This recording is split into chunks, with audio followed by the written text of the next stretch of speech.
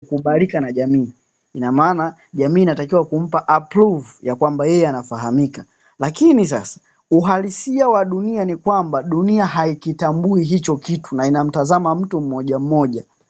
Kwa mfano, wewe unatakiwa kuwa na maamuzi yako ambayo kwa kuyafanya hayo ndiyo yatakutambulisha katika jamii na jamii itakufahamu katika hilo. Lakini usiogope kufanya kitu au usiwe na ugonjwa wa kuogopa kufanya kitu na ukiwa unajua kwamba watu watasemaje. Kwa mfano, leo hii umekaa na kutathmini ukasema kwamba kwa mwenendo ninaoendana nao katika dini yangu, mimi sifai kuwa Mkristo, nafaa kuwa Muislamu.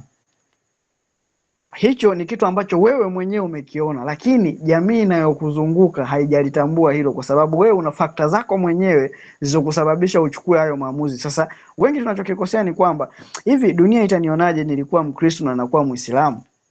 Na watu wote wenye mafanikio walifanya maamuzi ambayo yaliwaumiza, hata ukiasimulia kwa mtu lazima atashangaa. Sasa ili uwe mtu wa mafanikio lazima uwe na uwezo hata wa kubadili dini yako na kuwa na dini nyingine ambayo wewe unaamini ndio sahihi kwako wewe. Ina maana kuanzia leo epuka kabisa ugonjwa wa kuona jamii itakuona. Mfano, unataka kuanza, umesikiliza fursa ya biashara, umeielewa vizuri na kwa tafsiri ya akili yako imekwambia hii fursa mimi inanifaa. Lakini kwa sababu ya jamii inayokuzunguka unaona, kwani nikianza hii biashara watu watanionaje? Wataniona mbona kama tapeli, hii inakuaje? Kuanzia leo hakikisha maamuzi unayoyafanya yanakuwa katika upande wako na haumsubiri mtu yoyote kukupa ruksa ya wewe kufanya kile kitu. Hayo ndo mafanikio yenyewe. Nukta ya pili ni kwamba kujidharau kwa ndani, au kitaalamu tunasema the negative self talk, kujinenea vitu vibaya katika akili yako. Watu wengi sana tuna sauti ndogo kichwani mwetu ambayo kila mtu huwa inakuambia kitu fulani. Unapotaka kufanya kitu, ile sauti yako inakuambia. Mfano, mara nyingi sana sauti ambazo tumezijaza katika vichwa vyetu ni negative. Nyingi zitakwambia siwezi, mimi sio mzuri kiasi hicho, mimi siwezi kuongea vizuri, mimi sina mtaji. Akili yako ndio inakuwa inakuambia hivyo. Sasa hivi vyote vinatokana na nini? Kwenye ubongo kuna eneo linaitwa reticular activating system, au kitaalamu tunaita ni LRS, ambayo hii ni sehemu ndogo sana katika eneo ya ubongo ambayo imehifadhi kumbukumbu za mambo yote mazuri, mabaya ambayo uliwahi kuyafanya. Kitendo cha wewe kujiongelea negative, kusema siwezi, eneo hilo la ubongo linaanza kusearch na kutafuta kitu ambacho ulitaka kukifanya na kikakushinda. Alafu hilo linakuletea sasa. Ikikuletea hicho kitu una prove kwamba mimi siwezi.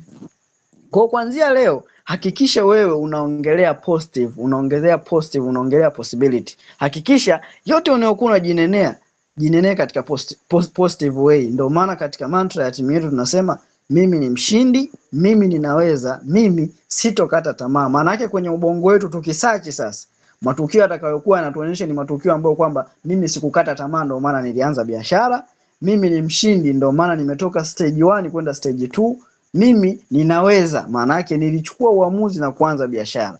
Hakikisha unajiongelea positive zaidi unapokuwa mwenyewe au unapokuwa na watu. Nukta ya tatu ni kwamba kinachosababisha watu wengi sana wasifanikiwe ni kitu kinaitwa overthinking. Yaani hujaanza kitu ila unaanza kufikiria nikikianza itakuwaje, nitakutana na changamoto gani, nitaongeaje na watu, gharama zitakuwaje. Kwa nini unajipa mzigo mkubwa sana wa kufanya kitu ambacho hata haujachukua hatua moja ya kuanza kukifanya? Kuanzia leo ili uwe mtu ambaye anafanikiwa, acha kujifikiria kupita kiasi. Mara nyingi sana namna hii ya kujifikiria huwa inatengeneza hali ya kujidanganya. Maana yake unajiona kabisa, mbona kama siwezi? Mbona kama kuna mtu anatakiwa kufanya hiki kitu na sio mimi? Mbona kama natumia lasa kwa kufanya hicho kitu unajikuta unatumia muda mrefu sana katika kufikiria na haujaanza kufanya. Mfano, unaweza ukamaliza saa, ukamaliza siku, ukamaliza mwezi au hata mwaka. Nina watu kwenye hili group ambao mpaka leo wanatimiza miezi 6 na wanasikia kila siku kuhusiana na fursa ya biashara, wanaziona faida ambazo zinatengenezwa ila hawajaanza. Maana yake bado wanatengeneza hiki kitu kinaitwa overthinking, wanajifikiria kupita kiasi kwamba wanajizuia wao kuanza. Sasa kitakachokuja kutokea ni kwamba mwisho wa siku utakuwa ni mtu ambaye anajuta na utajiona huko out of time.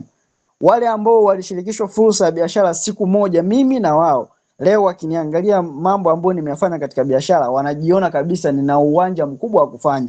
Lakini utofauti wetu ulitengenezwa na nini? Na action. Mimi sikufikiria, nilianza muda huo. Kwa hiyo kuanzia leo Unapopata fursa yoyote, hasa fursa za kibiashara, anza hiyo fursa ukiwa una 20% tu, then 80% utajifunza ukiwa katika process. Na huu ndo uzuri wa network marketing, inakulazimisha wewe kuanza ukiwa ufahamu kitu na vitu vyote unajifunza ukiwa ndani ya mfumo. Lakini kitu cha nne, nukta yangu ya nne ni kwamba ni kuogopa kushindwa. Watu wote tuna hii fear, yani fear of failure. Kila mtu anaogopa kufanya kitu kwa sababu anajua atashindwa. Kwa mfano, katika ukoo wetu mimi hamna mtu ambaye alibahatika kufanya biashara hasa katika mfumo wa network marketing. Sasa mimi ni mtu wa kwanza ninaanza. Maana yake nikitafsiri fear yangu inakuja ni kwamba itakuwaje kama nitashindwa kufanya hii biashara nikafanikiwa? Nini kitaonekana katika jamii yangu? Kitendo hicho tu kinanivuta nyuma kushindwa kuanza kufanya hicho kitu sasa.